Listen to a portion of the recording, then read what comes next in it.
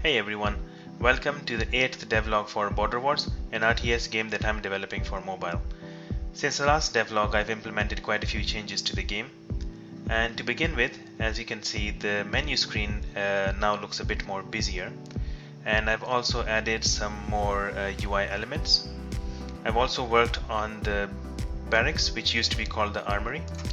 The barracks now consists of two sections. One is a section to unlock your units. These are the units that can be deployed onto the battleground, and each one of them would need to be unlocked as you progress in the campaign. The next section is to unlock support for yourself. There are three unlocks here. First is the artillery strike. Now this is the artillery strike power-up that I showed off in my previous devlog. To get access to it within game, you'll need to have it unlocked here. There's also two unlocks, each for an individual machine gun that can be added to your base. Now these machine guns are the same that are shown in the menu screen here. So this can now be unlocked from the barracks or the shop. Next, I've made some minor changes to the map selection screen in the campaign mode. First, I added a barracks directly to this screen so that units can be unlocked without having to go back to the start menu. Secondly, as the screen loads up, some text is shown to the player regarding the plot. As mentioned in the previous devlog, I am working on the plot, something that would make sense of all the battles that are going on in each region. And the idea is quite simple, basically, is that the yellow region, which is an enemy, hires an assassin to assassinate the leader of the green region, which is the player. And after the assassination, there is a war between the two nations, and the nation that survives controls the entire map. I've made a small cutscene to show this. I'm gonna show that next. Another change made here is, along with the mission description text, I've added an objective and a hint that will help the player how they can successfully conquer this region. This is the short cutscene that I've made. It loads up at the beginning of the campaign. I'm gonna let this play. So we have our sniper here. He takes his shot, assassinates the leader and his bodyguards, and that basically is the assassination that started the war. And once that is played, it will be played only once, and at the start of the campaign it won't be played every time, and then the map selection screen is loaded and you now have some context as to why we are at war. A major change I made to the gameplay was how the units get deployed. Now, if you have been following my devlog, you would know that I spent a considerable amount of time in making drag to deploy work. Basically drag a unit onto the battlefield. Now the way I did this was, and the way I brought balance to this, was that there was a no deploy zone in the middle that prevented me from dragging units directly onto or in front of the enemy base. This kind of was to balance the game out. But the problem with that is if there is a fight going on right here, to deploy a unit you would have to drag back to this your own region, drag a unit, and then drag the screen back to the place or the region where there's the action going on. This really killed the flow of the game. It was getting annoying, so I had to get rid of that. So now what we have is we have three random spawners in front of the player base, and it's just a simple tap to deploy.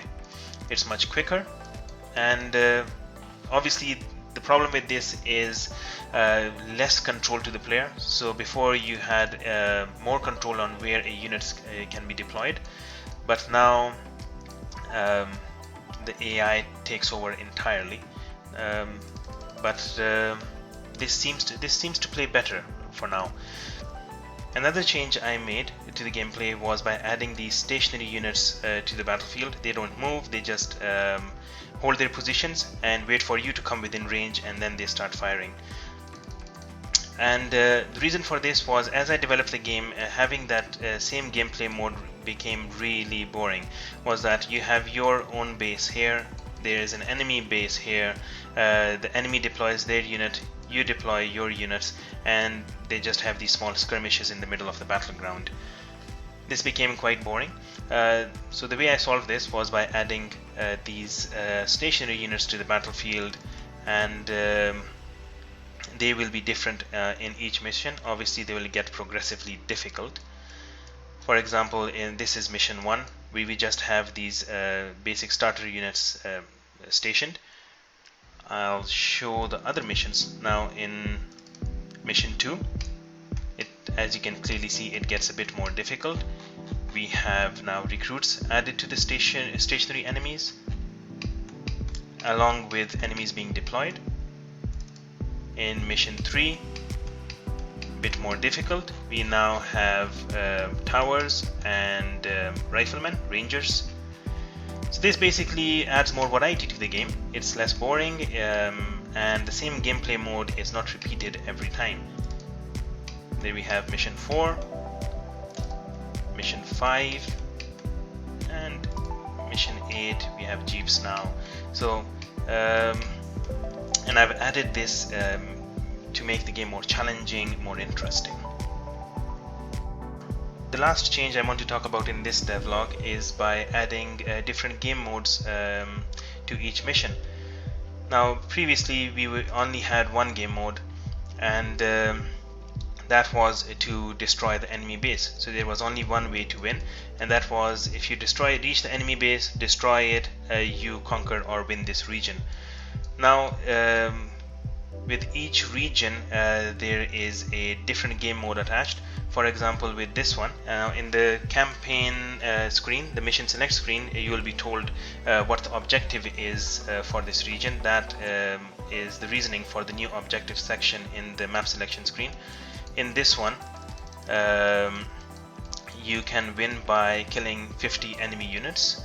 So there is the number of enemy units you need to, a minimum number of enemy units you need to kill before you can win. And there's also a time mode, which is usually connected to reinforcements arriving.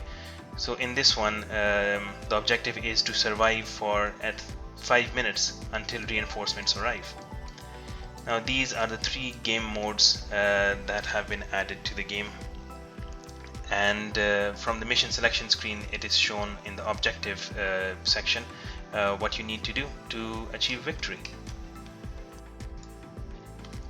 And finally, I would like to mention that Border Wars has now been added to the Play Store. We have a page for pre-registration. So if you are interested in the game and would like to play it as soon as it's available, and you would like to support the game as well, then please consider visiting the link in the description below and clicking this pre-register button. This would help me out in seeing the level of interest in the game, and you will be notified as soon as it's available, which will be within the next couple of months. And thanks a lot for watching, and hope to catch you in the next one.